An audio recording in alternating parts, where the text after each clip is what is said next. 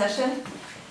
We've called to order and pledge of allegiance. Please rise. Okay, so should I get to comment on the closed session? Yeah? I pledge allegiance to the flag of the United States of America, and to the republic for which it stands, one nation, under God, indivisible, with liberty and justice for all.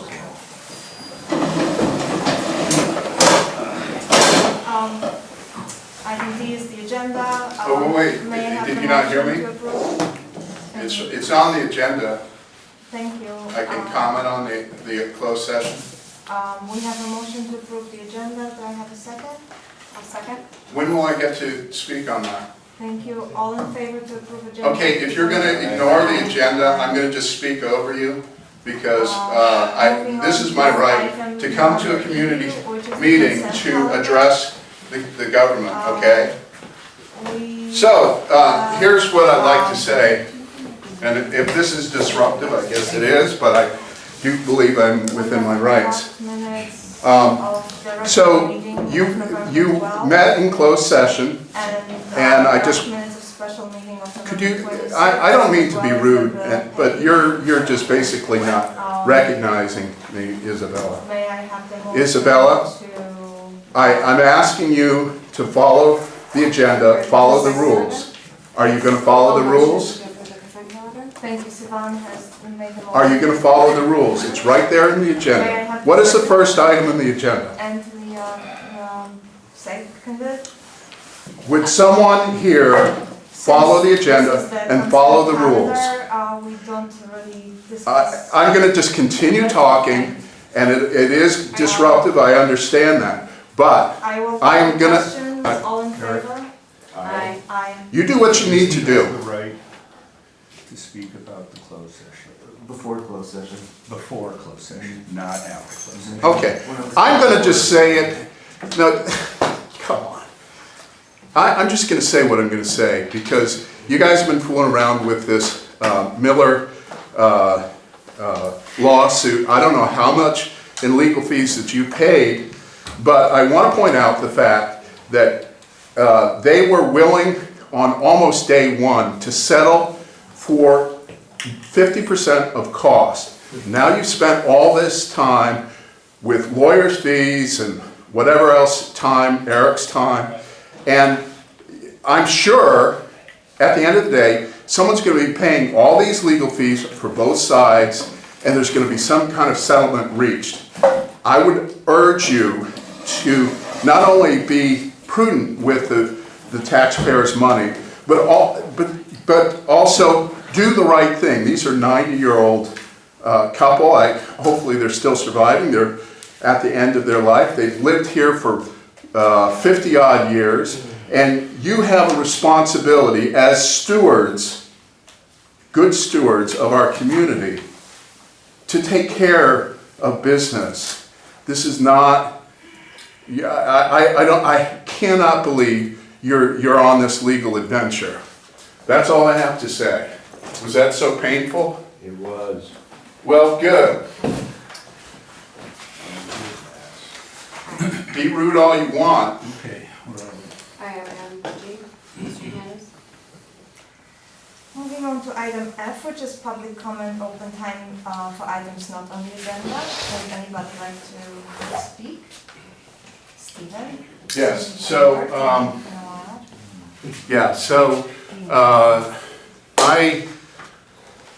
people can change. And when I was in college many years ago at the University of Massachusetts, which has a leading engineering school, I used to weigh 138 pounds. I used to do yoga every morning, and I used to run 7 miles a day through the countryside. So I proved that people can change. Some for the good, some for the best, worse. But anyhow, we all change. I left thousands of footprints in the snow and the mud and the countryside of University of Massachusetts, but those footprints have washed away. That's the stuff of life. One of the places I used to run by was this new building that was built.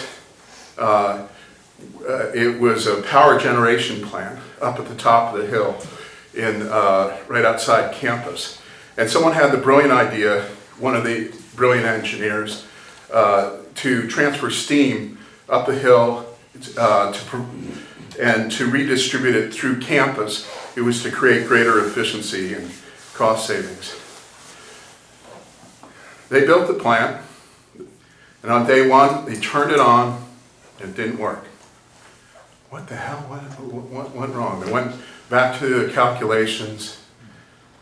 Well, as any high school student could tell you, steam rises, doesn't go downhill so well. It was a colossal failure based on the most simple principles of thermodynamics.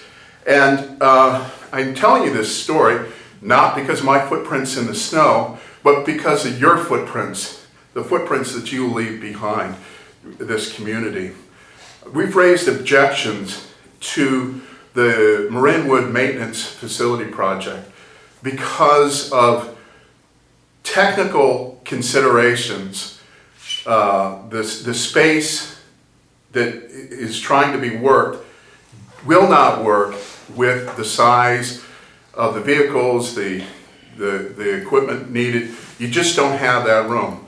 I asked you last month to go out there and back up and try moving the trailer. Just test what we've told you. And I don't believe that has happened. The University of Massachusetts, they mothballed that plant. They never opened that plant. It stood for 30 years. They kept the coal-fired plant burning for many years, polluting. It was hazard identified in the 70s by the EPA. They replaced it with a $155 million state-of-the-art facility, and no one admitted to the mistake. This is your footprints in the snow. This is your legacy. We are up against pension issues, OPEB issues. There's lots of reasons why a different approach should be taken. There's certainly the environmental issues and, of course, the stewardship of our park. Our park is for the people, for recreation, for use, for nature preservation. It's not really to store vehicles. Those are service vehicles in service of the mission of the park. I ask you to humbly rethink this project. That's all I have to say. Thank you, Stephen. Item G is district matters. Potential board of directors outreach communication strategies and initiatives for communicating and engaging with district's residents. Jeff, I believe that was your idea. Would you like to lead in? Actually, it was originally your idea, but I picked up on it. So, anyway, when Isabella presented her idea about a strategic plan and this and that, one of the things that resonated with me, at least, was the potential for increased community engagement and communication. So I started working on, or trying to figure out what those avenues might be, and I came up with a few of them, and Sivan was kind enough to meet with me the other night and toss around some ideas. So I'm going to first just state what prompted me to think about this, and that is since, God, I think I'm in my 27th year of working for this district. In years past... My first paycheck's in my house. I'm going to get that same raise, aren't I? So, back in years past, when we would have board meetings, we generally profited from abundantly increased attendance than we enjoy today. So for the past 5 years, or I guess we're entering the 5th year here shortly, that I've been sitting on the board, this is pretty much how our meetings go. We have empty seats and 1, maybe 2 folks that are attending, and that's about the extent of the input that we're getting. And very clearly, in the very few questions that I've received during my tenure, It's fairly clear that we have some work to do to adequately explain our scope, our charter, our strategy, and our priorities. So that's what really made me think about this, and I'm going to present a couple of, actually 5 channels that Savannah and I discussed the other night. Some of them are active, some of them are pretty passive. And I just wanted some feedback from the remaining members of the board as to whether you think any of these have merit to pursue. Okay? So, while I discuss this, please keep that in mind. Is this something you'd be interested in pursuing? If you think it's a waste of time, that kind of thing. Certainly, I'm looking forward to that feedback one way or the other. Okay. I'm going to start off with the passive. I hope not to take too much time on this, but so I'll move through it as quickly as possible. But I'm not going to tell you what my thoughts are. I'm interested in yours. The 3 passive channels that we spoke about are an e-suggestion box, i.e. something, an electric suggestion box, social media or use of social media, and a board-prepared newsletter. For all intents and purposes, I can identify a number of positive things about any of these, but also some negative things about them. Certainly, if we're going to pursue any of this, any of these 3 options, we have to make absolutely sure that in no way, shape, or form are we violating any Brown Act requirements or anything like that in use of electronic media. We are certainly have been advised not to engage in discussion on social media as a board or individually as members of the board. So there are a lot of considerations about any of those things. The ideas about social media were primarily around if there was an issue that we wanted feedback from the community and we weren't getting it, perhaps we could put a poll out on social media and, you know, get some sort of response in that regard. The newsletter, you know, again, a lot of, I think the last time the board, actually it was me, but working for the board, sent out something that we would call a newsletter. Was in 2011 when we had to replace the funding we lost from San Rafael, moving away from our JPA, and asked the taxpayers for more money. And we sent out 3 mailers, and then we eventually had a rather large community meeting to basically face that and get some feedback from the community. So oftentimes a newsletter would be something that we would do if we had something like that to discuss and we wanted to make sure that the public was aware. Can I make a comment? We were thinking maybe the newsletter would go into the Marinwood Review, so that along with whatever is being offered, there would be information about what the board was and then when the meetings are. So that would be a way to reach out. Okay, sorry. And I did pose some of our comments to staff earlier, and one of the things that I was made aware of is the direction that the review is going in is frankly more of a brochure than it is a magazine these days, and also there are some technicalities about publishing that document that I was completely unaware of, having to divide pages by 8 or something like that in order to get it published properly. So, you know, there are other ways to get that newsletter out, and that might not be the best place for us to do it. Oh, okay. But, you know, yeah, that's where you and I left it the other night. Yeah, that's Yeah, so, anyway, so those are the 3 ideas. Naturally, I'll just do the e-suggestion box. We have to make sure that that if we set up a special account for people to write concerns or information or questions to the board, it's a separate and distinct email box, and that there is no way that we will be all looking at that, i.e. having some sort of serial meeting or whatever. We'll have to figure out a process and how to use that, and you know, there are those things to think about. Okay, I'm going to move on to the more face-to-face. And the 2 things that we came up with, or that we discussed, are what I would call board member hours, and that is where one or at most two board members would sit at a table in a public place where people are coming for a reason.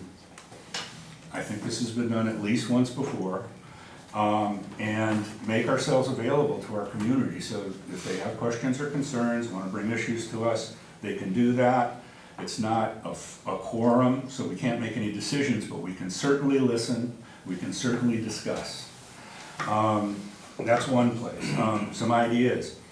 The Marinwood Market, I think that's been done before. Music in the Park, Raise a Glass event, the Beer Fest, the Lion Club Auto Show. There's lots of venues where we get a lot of our community in a particular place, granted for a different reason than to talk to us, but it's an opportunity, okay?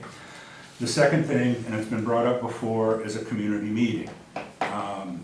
Community meetings have happened in the past, but almost always they've happened when there's some sort of huge issue. I'll bring up a couple. The fire JPA, 2011, the leash law, the shed, where there's something where it gets people riled up.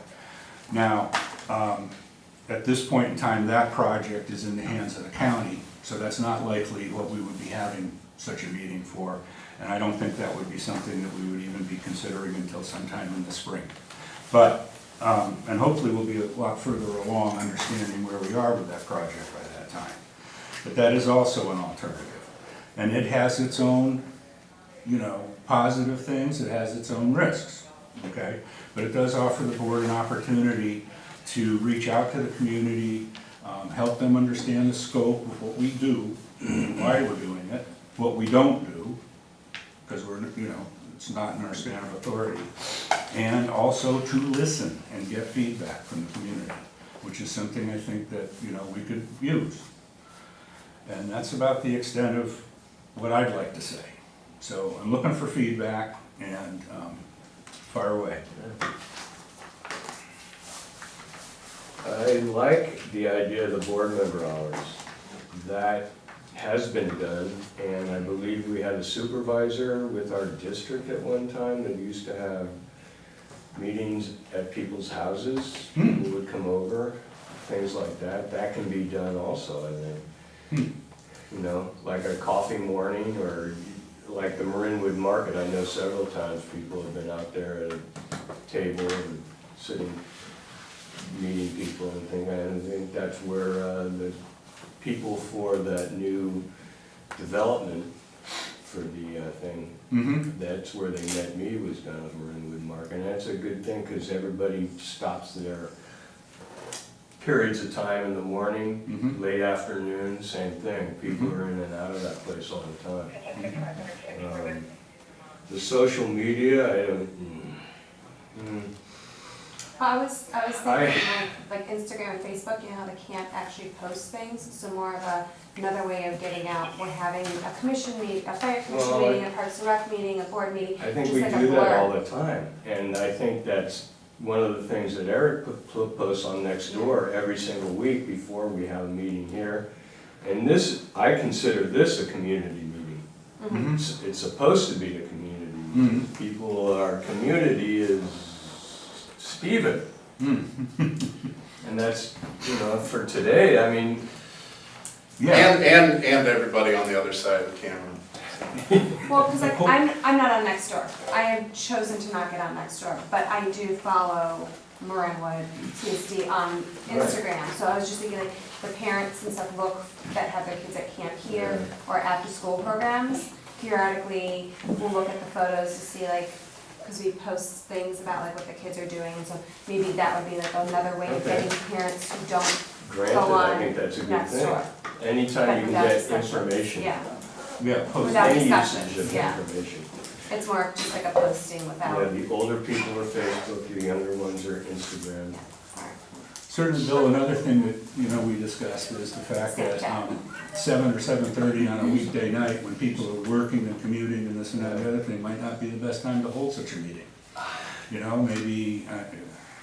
maybe maybe.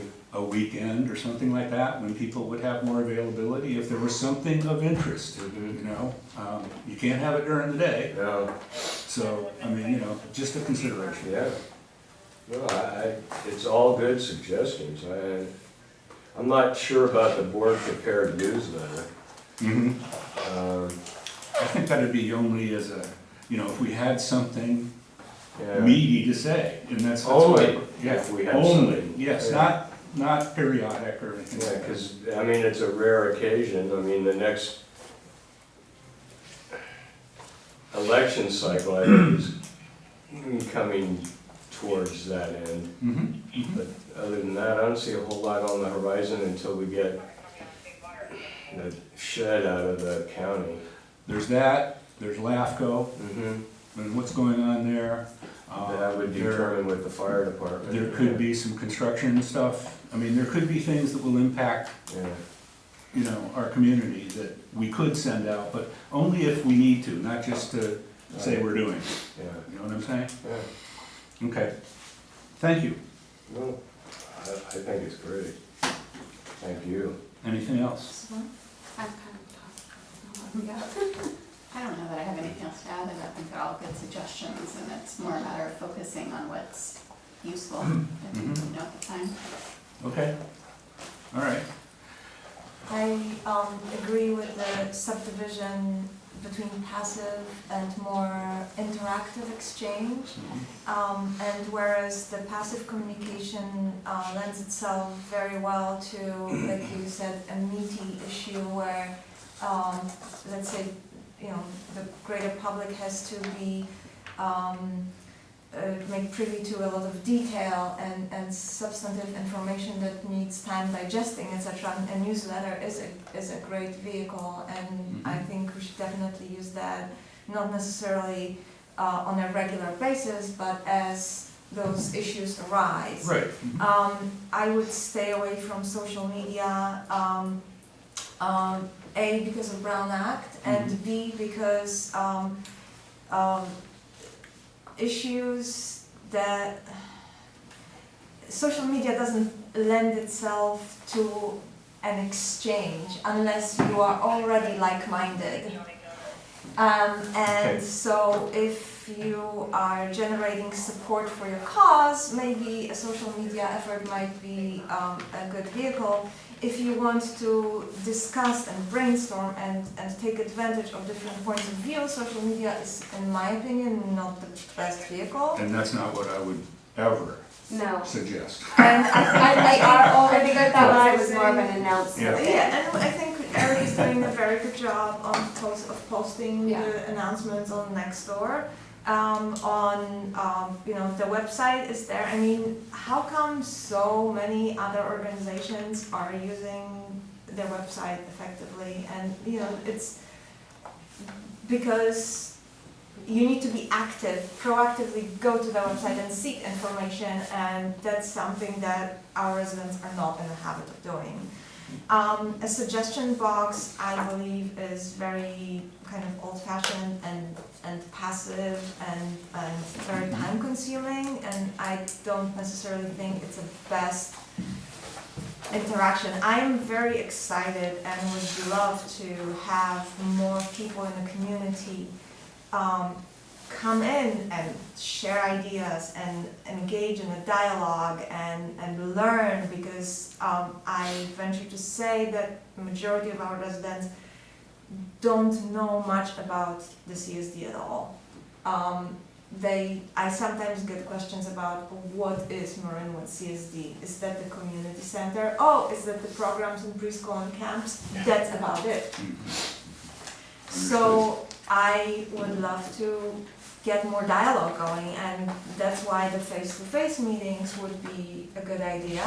However, it will be, you know, a sacrifice on our part, because, you know, at least one, if not two of us will have to sit down for a couple of hours and make ourselves available, and That will be on overtime. we will be paid the time and a half, which of zero is still zero.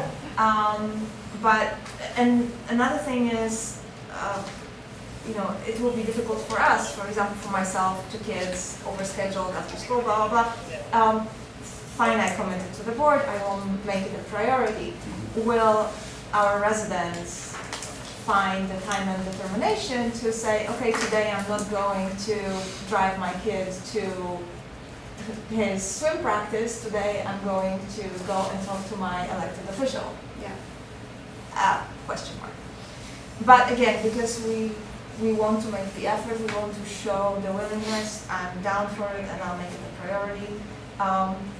I do think that even though inconvenient because people come to an event for a different purpose, a table at any event would be an easy way to engage the public, even if just implanting a hook and saying, hi, we're here, come by, contact us. We don't have to engage in a deep conversation right now, but this is my face, you elected me, I'm honored to serve, and this is what's on our plate nowadays. Again, I would be open definitely to the in-person exchanges, and I also agree with, I believe it was Bill who said this, this is a community meeting. This is not we don't do it for fun, we don't do it for Stephen. We do it for everybody out there, and everybody's always invited. The fact that nobody comes is really sad. Yep, okay. That's like, Thank you all. Appreciate it. I have some, Can I just add a couple thoughts? sure. In no particular order, in terms of like a social media presence for the board, I would suggest creating separate accounts, not necessarily jumping onto the Instagram or the Facebook accounts that the rec department uses. I don't know, I think the people who sign up for those do that for a reason, because they like all the rec department stuff that comes along, but it's easy to create a separate one. Obviously, whenever I put anything out on social media, like via Nextdoor, I always close off comments, things like that too, because, for 101 reasons, but I think you guys have already discussed, it's not a great exchange thing. I also think before you delve into there, that you would need a very clear social media policy, clearly vetted through legal as well, just because it is such a gray area and there's so many chances for non-compliance and violations that are in there. I am actually in agreement with the events and the events that were listed. I would just say those are good events for it. I don't necessarily think that our events that are more geared towards like the kids wouldn't be good. Halloween, the Winterfest that's coming up, people are bringing their kids, they're with their kids. It's not really a venue for them to sit and talk, but music in the park, the wine event, especially because there's no kids, the auto show I think is a good one. Things like that I think would be good events, and it's easy to set up a little table. As far as a community meeting, and I talked to you a little bit about this offline, Jeff, I think you have large Brown Act concerns, and it would be very hard to properly set the expectations if you're saying, hey, let's have a town hall, come interact with your board. You would have to do it in one of two ways. One, if you have a setting like this, it just becomes more of a giant public comment session, because again, you can't have a meeting like that and then discuss openly and exchange on non-agendized items, even in that setting. So maybe you set up little tables with, here's 2 board members over here, here's another board member over there, 2 others over there, and you have private interchange. I agree with you, I'm not wild about that idea either, and I think you get into a gray area there, but you do have some notice and Brown Act and agenda concerns with community meetings of that session. So I think if you do that, you just have to set the expectation of, hey, we're here to listen, and then you can always assign follow-up to, if people want follow-up conversation, great, hey, please tell me how I can get in touch with you, and I will follow up with you offline later, and then we can figure out to bring that back into a larger meeting or whatever the case may be. And then finally, just in kind of listening, and I know that this was the case for me when I first moved here, and a lot of times it's hard to kind of lose sight, because at the end of the day we are a government agency, but I think a lot of people don't see us that way, and really we're more of a service-based organization for this community, providing parks, recreation services, fire services, and then making sure streetlights come on every night. I don't think people think of us in the same way as like a city or a municipality that has a much broader range of authorities beyond those very succinct 4 areas. So I agree that with your initial comment of just making sure that people are very aware of what the scope, charter, strategy, and priorities, I believe is exactly how you put it. So those are just my 2 cents kind of going into it. I think the outreach is a good idea, and I think the more you get people engaged, the better. But I think, some of Isabella's points and points you made, Jeff, that they get engaged on topics that are meaningful to them. And otherwise, they're kind of seeing us as less of an authoritative agency as a municipality or a city council in your case, and more as a service provider, with only one of those, fire, being an essential service. Everything else is more of an elective service per se, with parks and rec and then streetlights. I think there's people who prefer streetlights go off forever too. So, and that's actually streetlight questions are what come to me most from the county, because people automatically assume they go to the County Department of Public Works with their streetlight things, and then Public Works bounces it off to me, and then I circle back around with the person and everything else. So it's, anyway, those are just my thoughts. I'm not, I applaud the effort, I applaud the thoughts, I think it's great. I think the more people can understand what is happening here and how they can have potential to influence or even get involved and help support it, whatever certain initiative here is only helpful to the district as a whole. But I just feel I wouldn't be doing my part with you, Oliver, and say here's a couple of the risks inherent with what you're trying to do that has to be considered and avenues to take. It sounds like social media was taking up a lot of steam, but that's the one that scares me the most in terms of having very, very clear policies, procedures in place that has been fully vetted and signed off on through legal counsel. Thank you. So before I open it to the public, would it be totally out of place on my part to ask Jeff to pursue this further and make it real in terms of, sign up, create specific sign-ups for events or for the coffee hour at Marinwood Market, just I'll put some thought behind it. take the feedback and run with it. I think that's pretty much what you're saying. Yeah, because, clearly what I'm hearing, again, correct me if I'm wrong, is the thing that probably resonated the most is what I had hoped, and that is face-to-face contact. And even though it is extra hours, et cetera, it gives us the opportunity to actually sit with community members if they're willing to do so. So yes, I think obviously we can rotate that. You don't have to say, okay, you guys are going to do that in perpetuity. But also, I'll think about some of these other things. What Eric just said about social media, I think, does speak to the fact that we have another policy in front of us that we can be working on. So I think that would, probably require some energy as well. So, I'm looking to Bill. Because he's a big social media user. But yeah, I'm happy to move forward. Great. And I thank you all very much for your feedback. Thank you for the initiative and all the thoughts, and we'll hear from the public now. I'm sorry. So I like the words I'm hearing. I'm a little confused by them, but the ideas are good. With regards to social media, I totally agree that that's a one-way medium. It should not be an exchange medium. There's a couple reasons for that. First of all, you don't know who you're talking with, right? And second of all, I mean, it's a toxic. It can be very toxic, and we all know that. And we all know that people don't represent themselves accurately. There really should be only either independent efforts by each one of you, or publish that letter, that newsletter on our website and use Instagram, everything else to point people back to the newsletter. Hey, there's a newsletter out, and everything focused through that. As far as content goes, there's lots of content. A friend of mine who is a council member in Sausalito did a newsletter by Constant Contact every month, and here are the things you need to know. These are the issues coming up.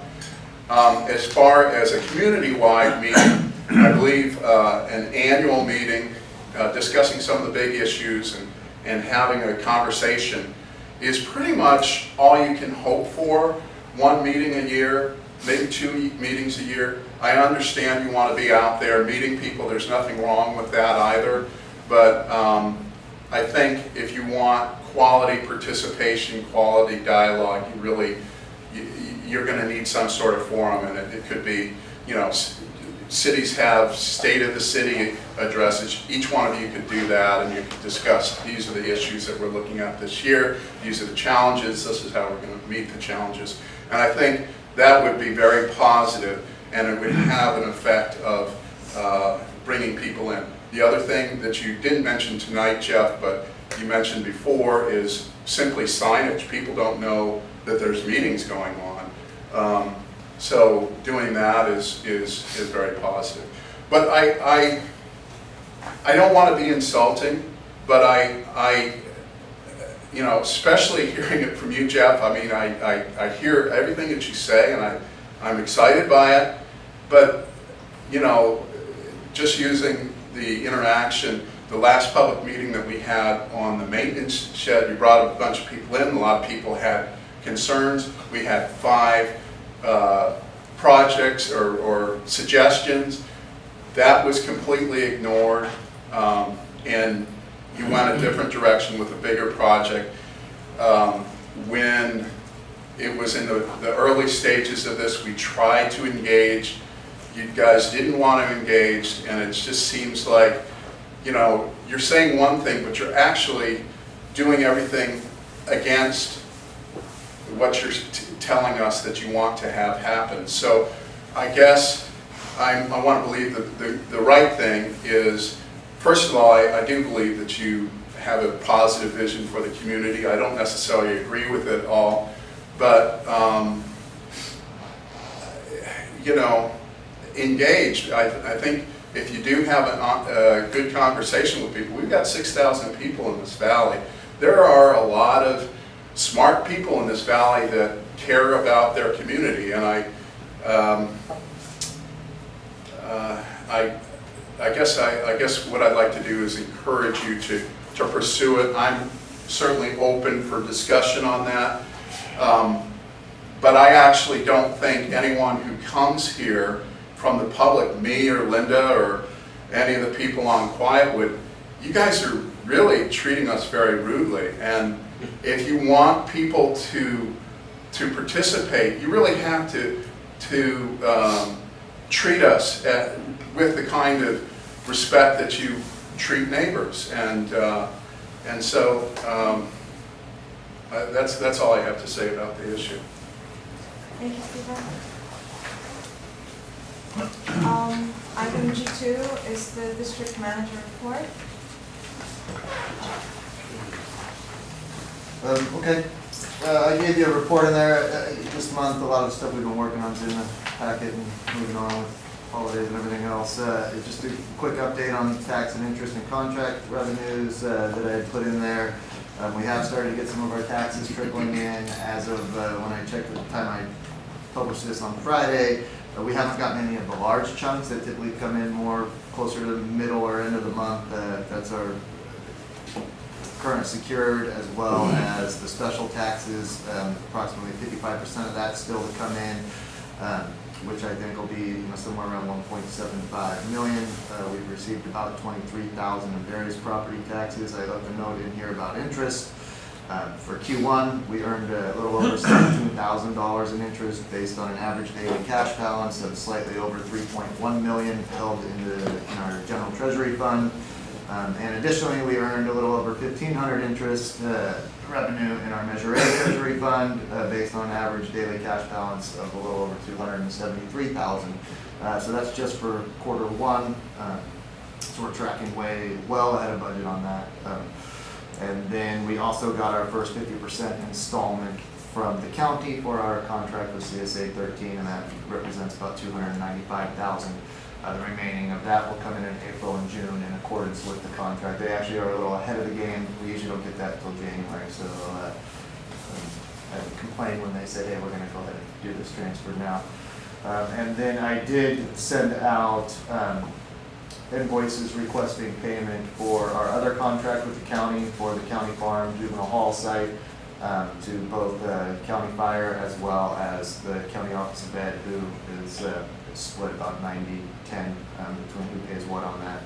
I added a few items of note that I just to remind board members about. You can see what they are in there, but we have some items coming up typical with the flip of the new year. Your annual Form 700 will be due. Announcements will come out. I will forward them to all of you, and then it's typical, fill those out, either e-file them, or if you are a hard copy person, you can do that and print it, sign it, give it to me, and I'm happy to turn it in. But that's will come up next year, as well as some reminders that were in the impromptu board admin calendar that we put together.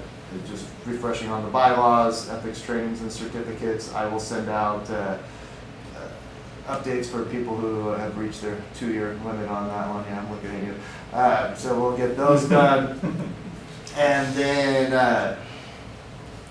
I already covered that one. One other thing that's not in here that I meant to add that is starting to develop is, I don't know if you're familiar with what used to be known as the Daphne property. This is the property that sits on the hillside along Lucas Valley Road, just behind the homes on Ellen Court.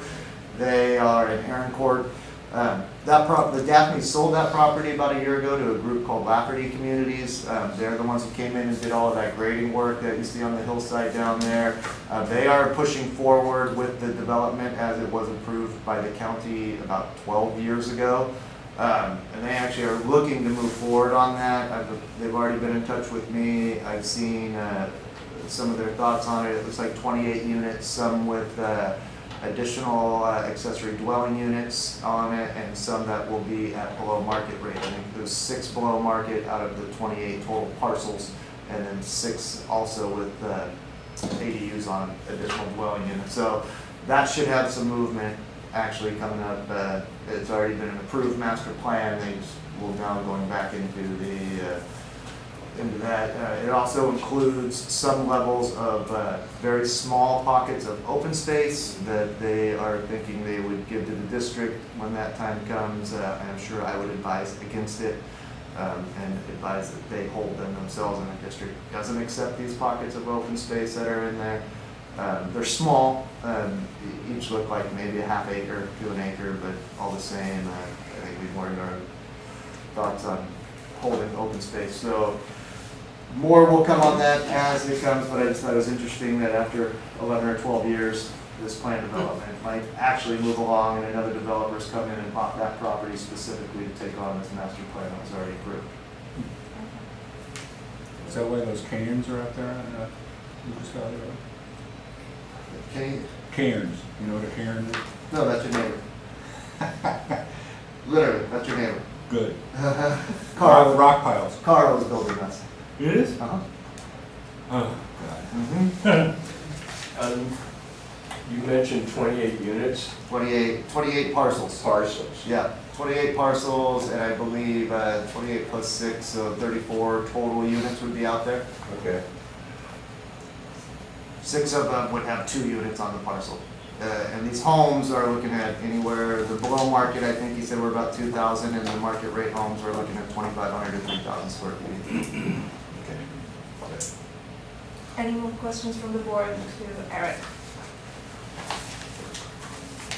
Going once, going twice. Open to the public for comments. Yeah, so I'm going to issue a trigger warning because I'm still concerned that the only, security at this meeting is more important than safety inside this community during events that serve alcohol and we have youth running around. I've asked, and I'm going to apologize for this because I spoke with someone and they had suggested that they would back some sort of initiative to improve safety, and really haven't seen it. I'm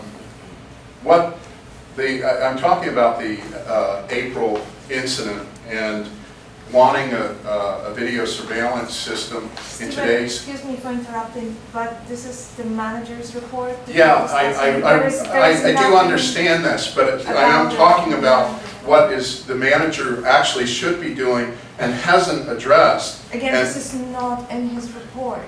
Therefore, it would be featured in the item not on the agenda. That would be the right thing. Oh, so you don't want to discuss the attempted rape of a young child the issue that happened, she is scarred for life. I know other women who've been scarred for life for just the same sorts of incidents here. This is a very serious issue. This is a public safety issue, and the only thing you care about is having a policeman present to haul me off when you think I'm acting out of sorts, so you can slam down your gavel on me. This is a very important issue. I'm asking you to address it as soon as possible. I'm asking the general manager to make sure that the locks function here. I would like to see video surveillance. If the Novato... Manager's report. Still manager's. Okay. Are you going to deal with the safety issue? Because all of us have daughters, all of us have children. Okay, Moving on to item H, which is the fire department matters. Hi, everybody. Hi. Bob Sennett. I think I know Are you? Yes. Are you an agenda item? Thanks. Are you an agenda item? I mean, you're coming out here to intimidate me. Yes. That's a whole purpose of your presence. This happens regularly. I'm pleased to be here. I've been the deputy chief for Sangerfeld for the past 4.5 years.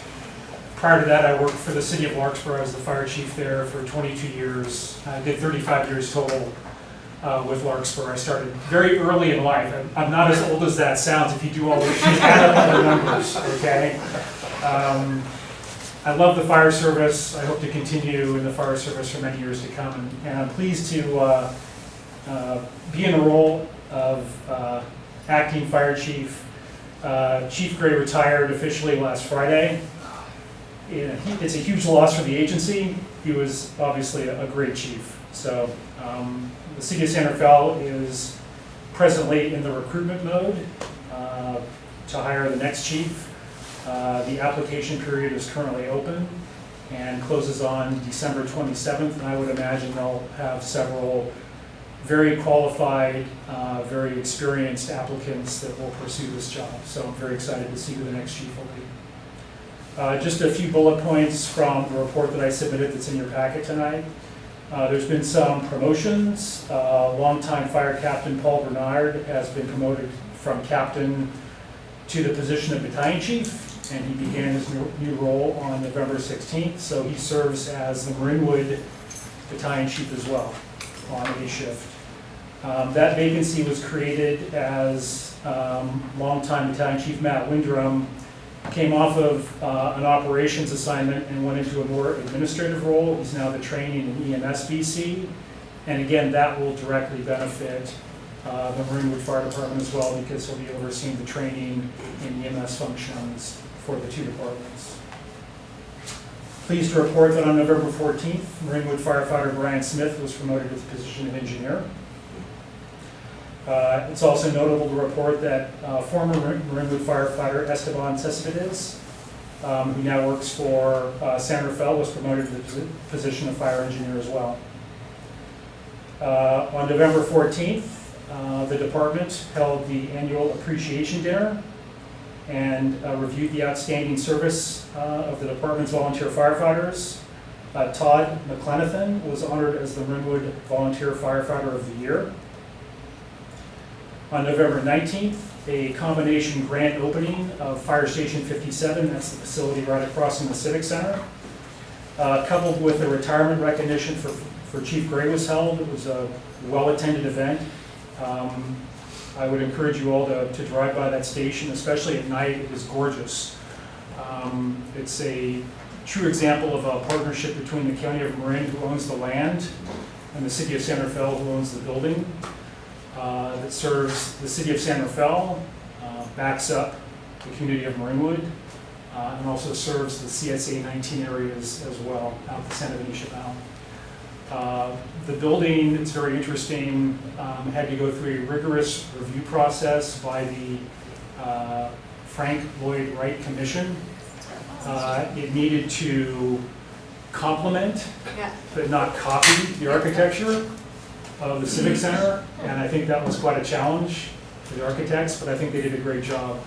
Drive by at night sometime, it's beautiful to look at. It's pretty during the day too. Yeah, it is. I just hope the roof doesn't leak. Seems like they always do. Anyhow, let's see. Moving on. In mid-November, Marinwood Engine Company, this was a notable event that we had. We had a fire inside a hangar out at the San Rafael Airport. It was midday. Engine 58 was first on scene. Did a great job, initial attack, extinguished the fire. There were some other pilots, club members of that facility in the area who saw the fire, opened the hangar door, was able to get the plane out. The owner of that plane was not on site at the time, so the plane was not damaged, fortunately. Unfortunately, there was an illegal living unit inside the hangar, and the fire started at that location. There was a lot of appliances, a lot of illegal extension cords, improperly installed electrical wiring, and it was obvious that that's where the fire started. So, fortunately, I was told at the time I was out there that you would not believe what's inside all those hangars, or there are many of them. I'm like, what are you talking about? Aren't they just planes? But apparently there's other activities out there, which I don't think I want to know about. So, but it was a fortunate outcome. There were no injuries. Fire was confined to that area of origin. The hangar received some minor damage, but more importantly, the plane was saved. Marinwood also assisted with a townhouse fire. This was over the Thanksgiving Day weekend. Fairly serious event, a two-story townhouse in the middle of a complex of 8 townhouses, fully involved upon our arrival. The sole occupant had gone out to walk his dog and left a candle burning in the living room and a pot boiling on the stove. Went out and walked his dog, and it looks like one of the cats knocked over a candle, because that was where the area of origin was. The cats both perished. The unit was a complete loss, but fortunately, the units on either side, which you would assume would have been damaged as well, weren't. And so the occupants were able to reoccupy later that night, which was fortunate because it was a very cold night. It was the Thanksgiving weekend. Some of the apartment and townhouse units have a lot of folks living in them, and you could potentially have a lot of people suddenly homeless that you're dealing with, and glad to say that wasn't the case. The occupant of the townhouse that was destroyed, he was the owner. He has relatives in Nevada, so he was going to go stay with them. It's unfortunate about his cats, but it could have been far, far worse. So we're really lucky that it came out the way it did.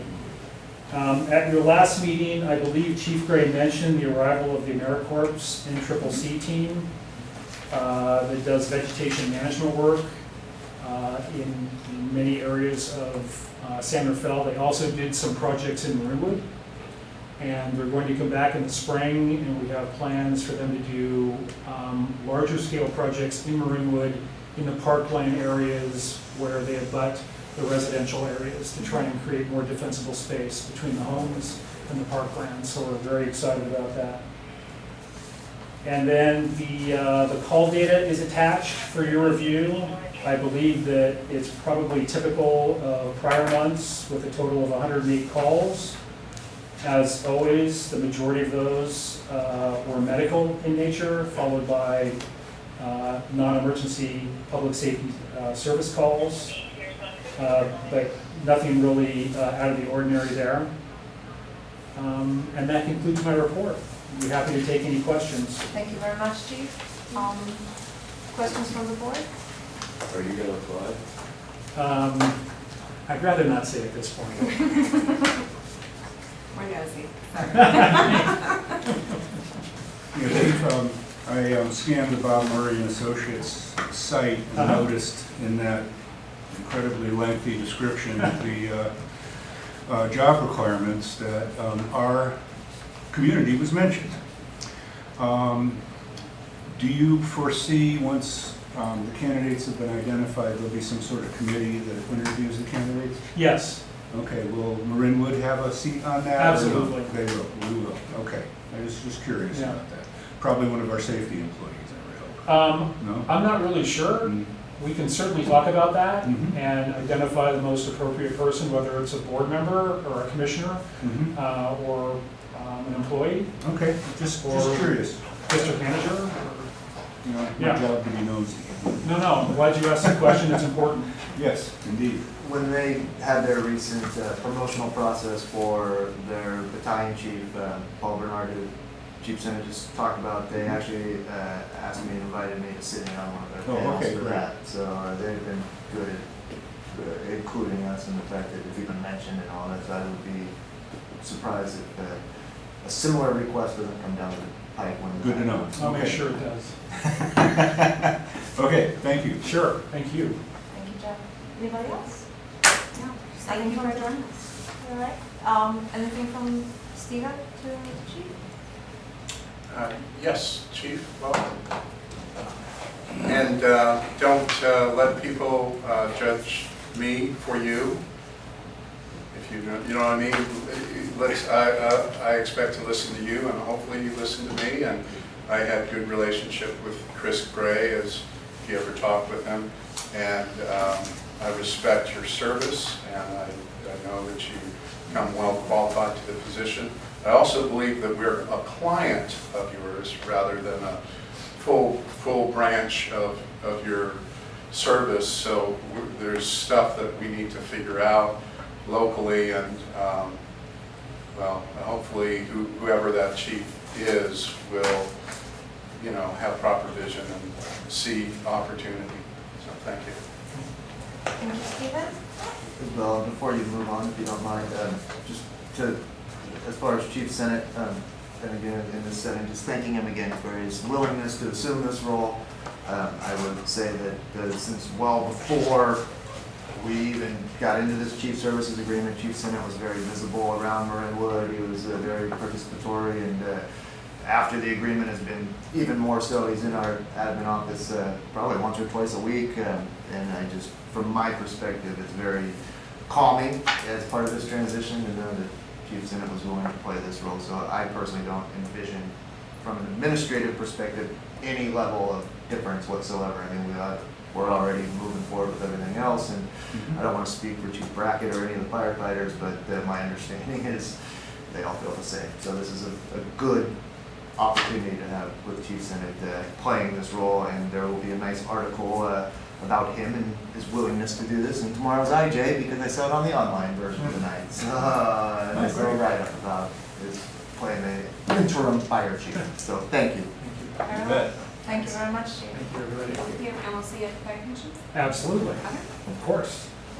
Thank you. The date of the next fire commission meeting is January 7th. Park and recreation matters are next, with the first item being draft minutes of the Park and Recreation Commission meeting of November 26th. The board is to review the minutes. Are there any questions or comments from the board? No comment. Are there any questions or comments from the public? Hearing none. Moving to item 2, which is the 2020 proposed summer camp and pool rates. The board Excuse is me, asked to approve. Are you going to go over the minutes for the special meeting? Is that part of the packet? I'm not sure that it is. So the pool rates, would you like to present that? Yes, and I have a handout, just something that wasn't included in the packet. Just a little more depth to this. Yeah. Only specific to the pool, just a little bit more in depth on our membership rates with the proposed.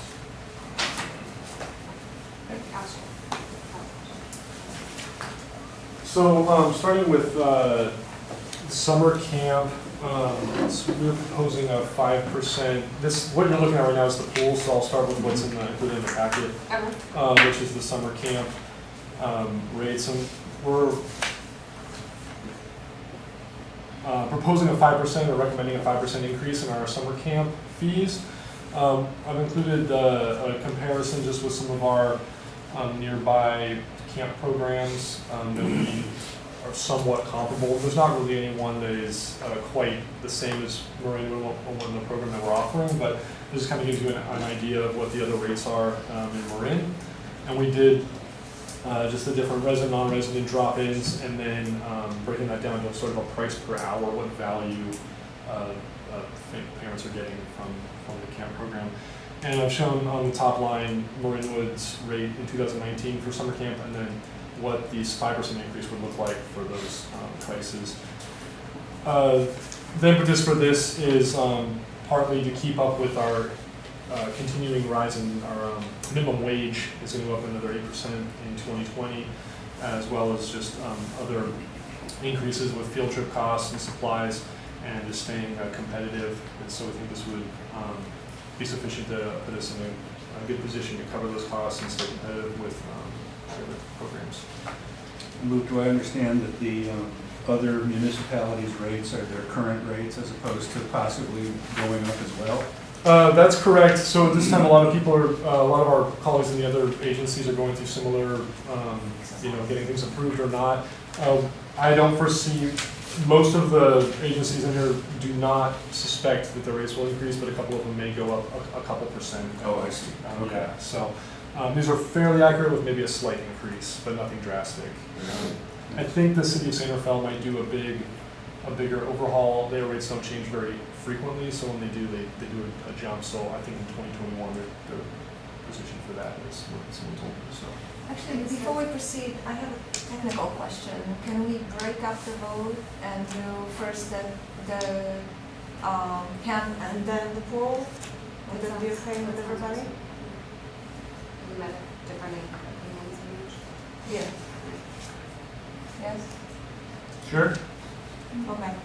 So, since this seems to be Well, I just had a quick question. clear, yeah. Novato, is that a half day?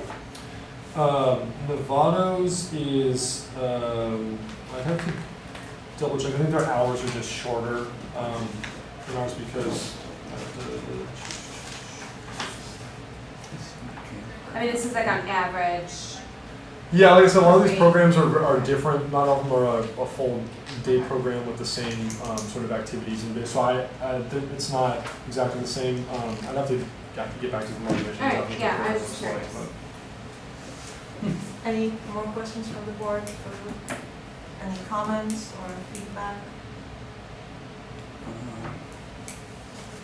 Is this summer camp? That's summer camp exclusively for now, yes. That's So, no, I personally would like to advocate for a greater differentiation between the resident and non-resident rates, just because residents do support the community via taxes already, and I do know that you offer the advanced registration to residents, and that's a huge benefit that I'm sure every parent in the area appreciates. However, currently it's only $35 difference between the resident and non-resident, and given how much in demand our camps are, I think that there is a greater opportunity cost. Greater opportunity. Here we go. for revenue. That's my personal feedback. But I'm the only one, I guess. Yeah, I think that with what I've seen with Novato and San Rafael, when I sign up the kids for classes, there's usually more than a $35 gap. So I would support. Oh, just to answer, I was saying as far as the camps go, we do have one of the only programs that actually does differentiate resident, non-resident for the summer camps. Just to put that out there. So yeah, I think maybe with classes there's a discrepancy with them, but Okay. Because like classes, usually it's like $40, sometimes $50, and that's just for a week. right. So, yeah. So before I open it to, for public comment, can I have a motion to approve the rates? I'd like to make one comment before we do that. Sure. As far as I recall, and this again goes back a number of years, I think our park and recreation staff has done an admirable job of balancing the fees for our programs and the numbers of people that we attract. And I think, I just think they do a great job. So I'm real happy with what you proposed. Do I hear a motion? I'll motion to approve the 2019 summer rate. As presented? Oh, Yeah. Second. thank you. Comments from the public? Yes, I appreciate your comments, Isabella, on the price differentiation. I like the fact that things are moving in the right direction, and I think your points about managing demand is really important, but also recognizing the fact that people are paying taxes in this district. I'd like to offer an idea that I think might work, is to offer like a Marinwood discount card. I don't know if such things exist, where someone from outside the community could purchase a membership, like a pool membership, maybe it could be a pool membership, where they would earn the residence rates. I think this would drive more revenue. And so I do have some comments on the pool rates, but I'll wait for that. But you know, good effort. Obviously, we have a successful programs. Each time we do these programs, it seems to be oversubscribed, and it's really more of a matter of managing demand and just meeting the needs of the community. So, thanks. Thank you. So I'll call the question. All in favor? Aye. Aye. Moving on to the pool rates. Great, thank you. For the pool, we're proposing a 3% increase for the pool membership rates and no change to the drop-in or the 5-swim punch card rates.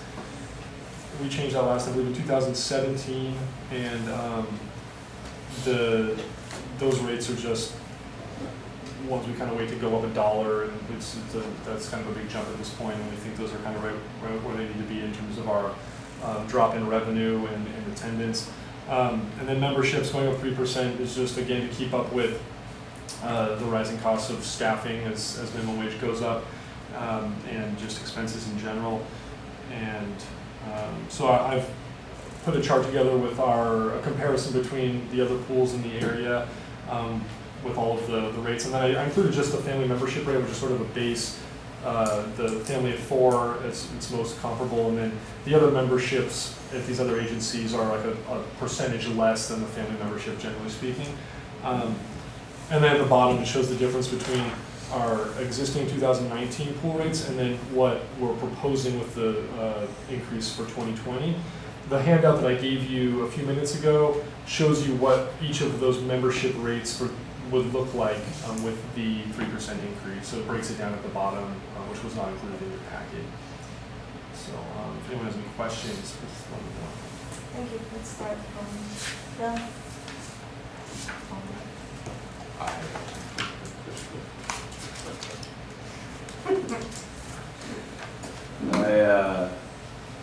I think it's fine. There's no reason to raise the drop-in or the punch pass. At this time, looking at how people take advantage of those, I think our rates are pretty competitive, when, $10 for use of the pool for an hour it just seems pretty steep for coming in. And so we look at who's taking advantage of the drop-in rate. Most people take advantage of the punch card that are not members. And then the people that end up buying a few punch cards do tend to transition to pool members. And we're seeing like a nice funneling of drop-ins to punch cards to memberships. And it seems to be working in that way. And our memberships have only gotten more popular the last few years. And not just as a result of the discounts that come with purchasing a membership for camps and whatnot. It's fine, and we're in line with over the hill tarot markers. Exactly. Okay. Anybody else? I mean, I get what you say. It doesn't mean that I love the fact that the membership rates go up and everybody else's stay the same. I understand you. Yeah. I just, As a because I'm paying the value, membership, I just. right. Still the best value. I know, So, I know. I have a curiosity question.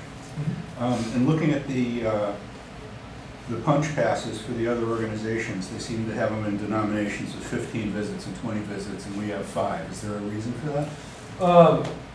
Yes, and we've talked about this a lot over the years, wondering if we should add more options, if we should change that.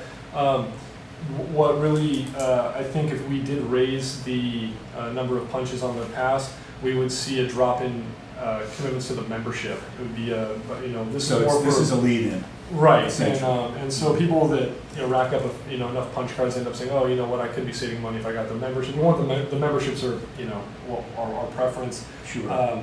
So we have not seen any reason to make that jump. It just seems like it would limit that and give enough people more excuses not to join. Mm-hmm. And you've seen a pretty good impact of buying the punch pass and then converting them to. Absolutely, you can measure that because the lapse numbers are so regular. We get to know them so well, as you know, that and season to season, and it's like, oh, you're getting a membership card this year. There's someone that's been a punch card holder for the last season or two or something like that. So I think it really does give people a chance to try out the pool, and then they realize, oh, this is what I want to do. They do end up pursuing the membership. It's a pretty measurable trend. Very good, thank you. Anybody else? I'm going to chime in again with the same song. I apologize, my stepfather is in the hospital and that's why I'm looking on my phone right now. So my song will be the same one. I believe that the residents are actually at this disadvantage here. I like playing with numbers, and I was analyzing the variances between resident, non-resident, our pool versus other pool. Right now, the season rate for 2020, the proposed one, the variance between the resident and non-resident is only 25%. We are de facto the cheapest non-resident membership in the county. If we were to apply our rates, or our length of the week, basically, the 28-week at Hamilton would be $470. If we were to keep the 50% differential between drop-in and membership, basically our membership could easily, for non-residents, could be easily close to $500. When you follow the logic and the differentials, kind of 40% of resident, non-resident. Good, yeah. And I do know that historically, our residents do not support the pool enough for it to be sustainable, and I do realize that we rely on outside visitors or members to support the operations. But I do think that we have some opportunity here as well. But yeah, I do also respect your experience with it, and you've been running this shop quite successfully for quite some time. That's just my 2 cents on what I think we could be edging up. Yeah, I think that's true. If you don't mind me speaking to that, I think that's definitely true. There might be some room to increase that gap. One thing that with all these other pools that are of comparable size, offering similar hours in the area, Hamilton and Terrell being the main ones, if we get people here committing to the pool, whether they're lap swimmers or coming on the weekends for family, what we do often see is now these people are joining our swim lesson program. They are getting exposed to our classes and our camps, and it's just it sometimes is like the gateway for them to become Marinwood families. And that's one thing that when people live within a quick drive to any of these three main pools and a few others, sometimes price is the determining factor in which one they choose to commit to for the season.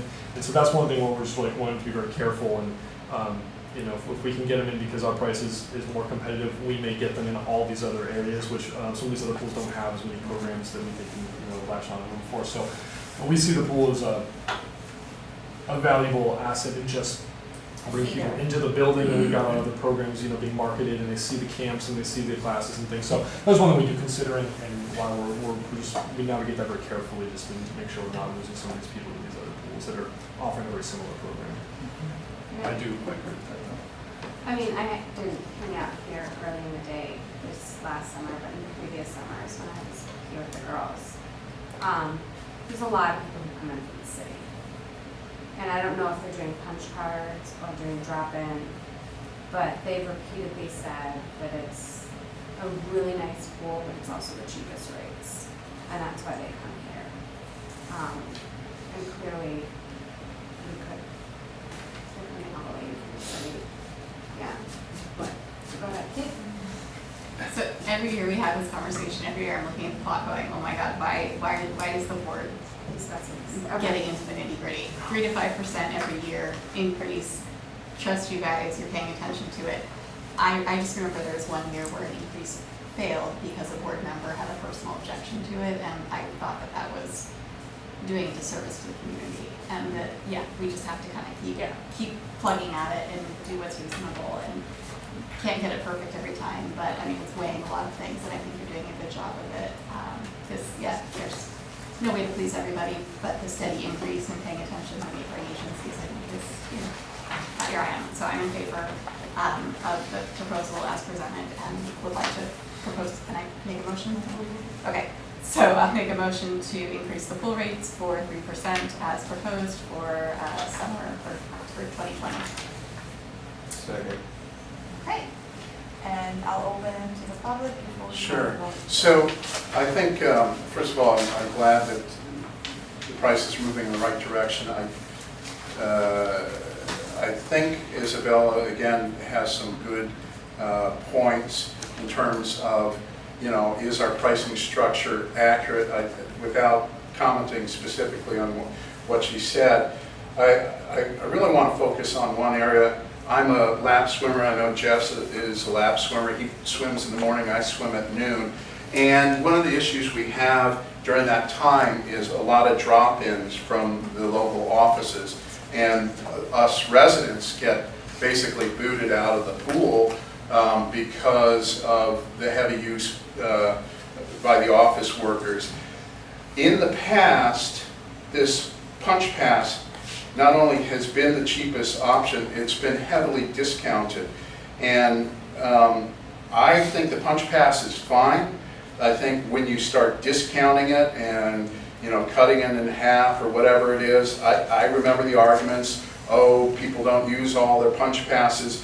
Well, if this is true, then we need to limit punch passes to the recreational times, not to the lap swimming times. I'm a lap swimmer. I currently am a member of the Y, and it's a $15 drop-in rate. So, the markets are different. There's different, pricing appropriate for different markets. So I would say if there needs to be some kind of limitation, the board needs to set it. How many punch passes, discounts you're going to use to promote, if at all, and also seriously consider the effects when you have too many people using too cheap of rates and crowding the pool, it just basically destroys the experience for everybody. So I don't think we've quite figured out the pricing. And then secondly, as I do swim in a number of pools, we do have probably the most guarded pools there are, and it seems like maybe staffing levels should be modified to be more in line with what other pools have. So if you want to boost the profits, those are a couple suggestions. Limit the discounts on the cheap seat, the punch pass, and watch the expenses. I just speak to one of those, want to clarify something. So we have not run any discounted punch cards since 2016. Okay, good. And we don't allow any drop-ins during lap swim hours, so. Perfect. Just to clarify that. Thank you. And so I'll call the questions. All in favor? Aye. Aye. Is it fair to ask one more question? It has nothing to do with pool rates. So, yes. Okay. Do you have a feel, if no statistics, for the impact of the Lucas Valley pool being closed last year and again it will be this year? You know, only anecdotal in terms of I would see a couple new families that would actually speak to the fact that they're complaining that their pool's closed, but it wasn't a noticeable, I didn't see a huge jump in people using the lap lanes or coming at rec swim. It wasn't something that we could say, oh, it seems like, back when Hamilton was closed, when they redid that, it was a very noticeable influx of families and people. The Lucas Valley pool, I just don't think, The numbers know, are not there. and the numbers of dedicated swimmers that need a pool, Right. if they don't have one, across the street, that we just didn't really notice it. Well, Yeah. didn't they use the Did- Carolina pool For their swim the team. teams? I think Yeah. that people went there Yeah. because Yeah, that's where. That's entirely possible. I'm so sorry. I'm sorry, I'll never say it again. Yes, seriously. You're totally out of line. Yeah, I could have been talking about that all the time. Jeez. Alrighty, so, we approve the rates, we approve this. Item 3, recreation and park maintenance activity report, and we did read the report. Thank you for always preparing it, so. Just to, actually, one or two things that I might just point out, if you don't mind. So we were able to fill the vacant maintenance worker 2 position. Last week, our new maintenance 2 worker, Callum Reed, started his first day on last Monday. So far, so good. He's been integrating the team really well, and we're really happy to have him, and we're really happy to have a somewhat whole team once again. So we miss Victor, but it's nice to have another worker working with the group right now. Very good. And I think that was the main thing I just wanted to point out. Thank you. Any questions from the board? Nope. So, thank you. And, I'm sorry, public comment? This is on Park and Rec. This is for recreation and park maintenance activity report. So, okay, so for both then. Okay, so,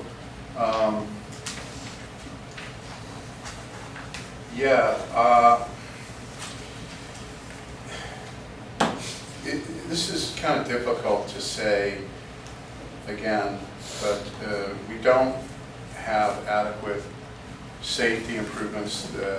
Novato is partnering with Amazon to get all the video doorbells to have a surveillance network, and we don't even have a surveillance network here in this, or surveillance video in here. So I honestly, you talk about public engagement, you've received respectful dialogue on this issue, and yet you have stonewalled and chosen not to listen to it. The other issue is with regards to the maintenance. It's very sad to me to see how poorly the landscape is treated in, along the nature trail. Just today, you know, we've got tire tracks all in, up in the, not on the road, but new roads in the meadow. And there's really no reason for that. We don't have that much acreage. We can have higher standards of care. And I don't know with 3 well-paid staff and a manager why a standard of care that is common at other parks can't be adhered to. It's more than planting flowers next to the community center. We have a lot of open space, we have a lot of space here, and all of it is enjoyed by our community. So until it changes, I'm afraid that I really think that there's really not a full effort made in terms of maintenance and care of our park. Thank you, sir. The date of the next Park and Recreation Commission meeting is January 28, 2020. And so we move to new and other business.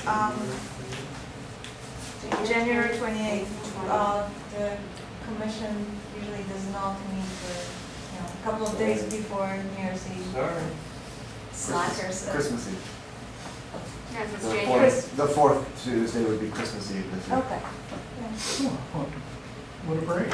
Exactly. You could have eggnog while you meet. I'm gonna do my shopping. So new and other business is the election of board officers for 2020, the president and the vice president. And I am going to start this conversation by nominating Jeff to be the president for 2020. That is my motion. Would you be willing to serve, sir? I'm speechless. Let's have a second before she... Second. Thank you.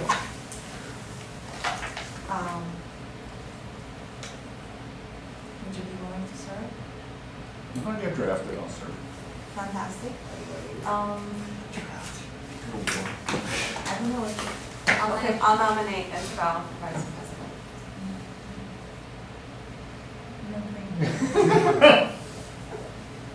Well, sir, it's not going to be against me. But let's, should we do president first? Okay, Yeah. sorry. I'll withdraw that for now. Okay.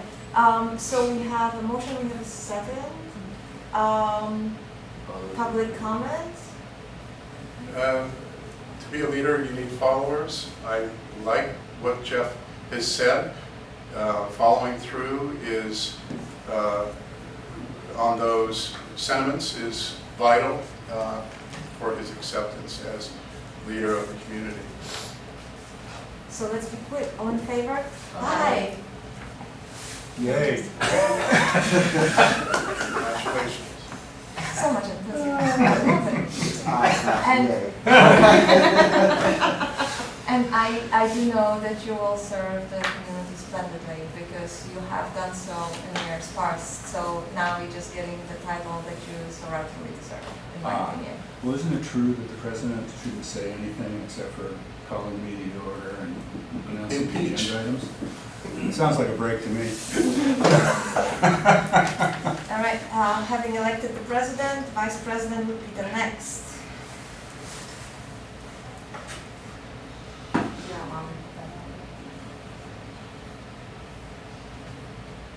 Is anybody else wearing, able? I know you're wearing a lot of I hats. have a lot of so hats. that's why. Maybe next year I would be willing to be unelected president or vice, but I'm currently also running the Home and School Club at West Valley and a couple of other things that I don't know, like, so I really can't do vice. Because then I wouldn't do what the vice needs to do. All right, so I'll make a motion that we nominate Bill Shea to be the vice president next year. Second. okay, public comment. Dudes and chicks. No, Bill's a good guy. I'm glad you approved. Same comments. You know, to be a leader, you need followers, and I like the fact that you guys are talking about outreach. I think that's really vital to the health of this board and the legitimacy of your decision-making. Thank you. I'm not even going to ask if you're willing to serve. It wouldn't matter anyway. All in favor? Aye. Congratulations and thank you. Thank you so much. And Jeff, you had a 6-month hiatus planned for the summer. Just booked it. That's the USS Maine, right? That's right. and so we move to the board member items of interest and requests for future agenda items. I just wanted to say thank you to John Toon for all his service as a Parks and Rec commissioner. He's stepping down, and he definitely, right? What?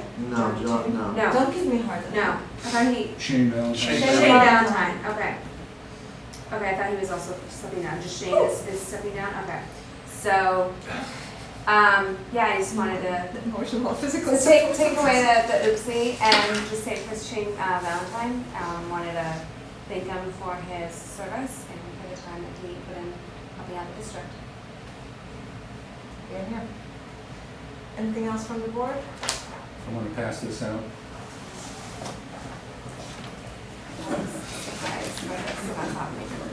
Okay, this is a little bit in arrears because there was no mirror meeting last month due to lack of agenda items, and they're more than making up for it tomorrow. But for all intents and purposes, the draft subsequent environmental impact report was presented at the Marin County Civic Center on October 21st. There was virtually, I think, one member of the public that showed up for that meeting, and there was no comment. The meetings actually it was before that. The 21st is when the public comment, written comments were closed. We will find out a little bit more about that at tomorrow's meeting, but for all intents and purposes, it looks like we're ready to move forward with the final SEIR.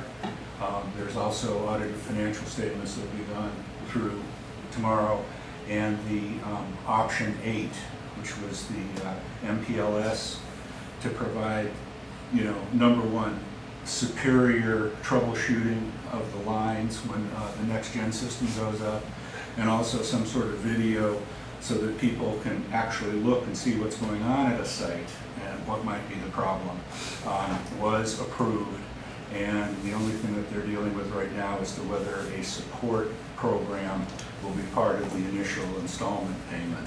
But they're moving right along, a little bit slowly, but they are making progress. So, just wanted to let you know. And again, the next meeting is tomorrow at 3:30 in the Nevada Fire Department offices. Thank you very much for the update, Jim. Anything else from the board? Anything from the public? Yeah, question. The draft EIR doesn't say what it's for. What is this for towers? What are they? This is the next gen system that's going to replace the current system. There are changes in towers. Some towers are or sites, I would So this say. is for all the sites? Some sites will be retired, some sites will be added. There'll be new radios, new frequencies, et cetera, et cetera. Okay, so no, I get that, but usually it's construction related. Yes. And what you're saying, okay, so